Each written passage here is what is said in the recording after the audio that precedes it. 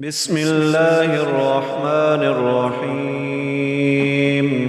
ما كان لبشر أن يؤتيه الله الكتاب والحكم والنبوة ثم يقول للناس كونوا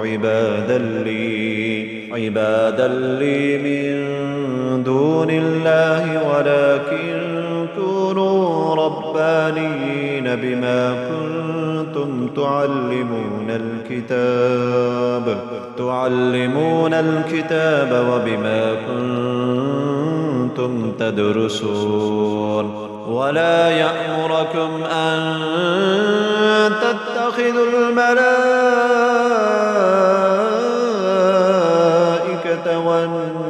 والنبيين أربابا أيأمركم بالكفر بعد إذ أنتم مسلمون. وإذ أخذ الله ميثاق النبيين لما آتيتكم من كتاب وحكمة ثم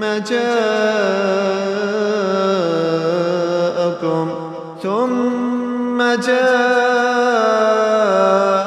رسول مصدق لما معكم لتؤمنن به ولتنصرنه قال أأقررتم وأخذتم على ذلكم إسري قالوا أقررنا قال فاشهدوا وأنا معكم من الشاهدين.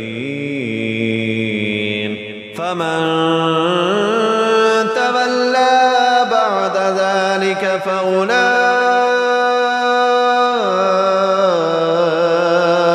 هم الفاسقون. أفغير دين الله يبغون وله أسلم من في السماوات والأرض طوعا وكرها وإليه يرجعون. قل آمنا بالله وما أنزل علينا وما أنزل على إبراهيم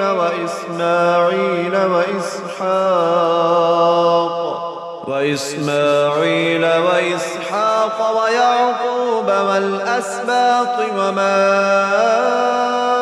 أوتي موسى وعيسى والنبيون من ربهم لا نفرق بين أحد منهم ونحن له مسلمون. ومن يبتغ غير الإسلام دينا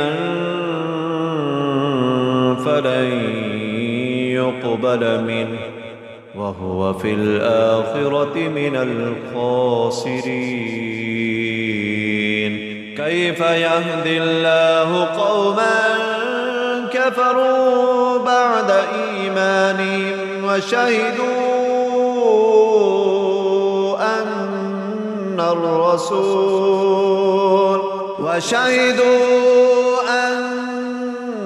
الرسول حق وجاءهم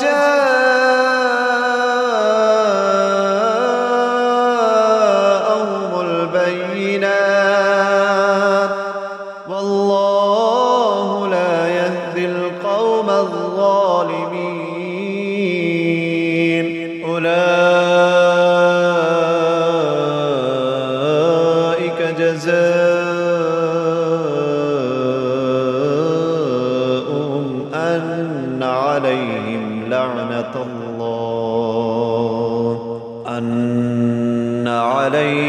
لعنة الله والملائكة والناس أجمعين خالدين فيها لا يخفف عنهم العذاب ولا هم يمترون إلا الذين تابوا من بعد ذلك وأصلحوا فإن الله غفور رحيم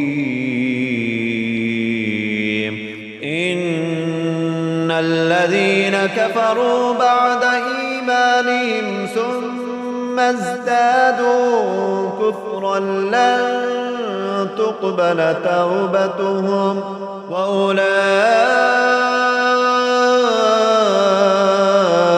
هم الضالون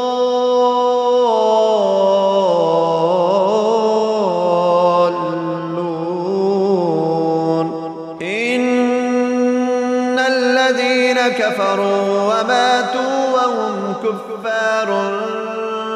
فلن يقبل من أحدهم ملء الأرض ذهبا ولو افتدى به أولئك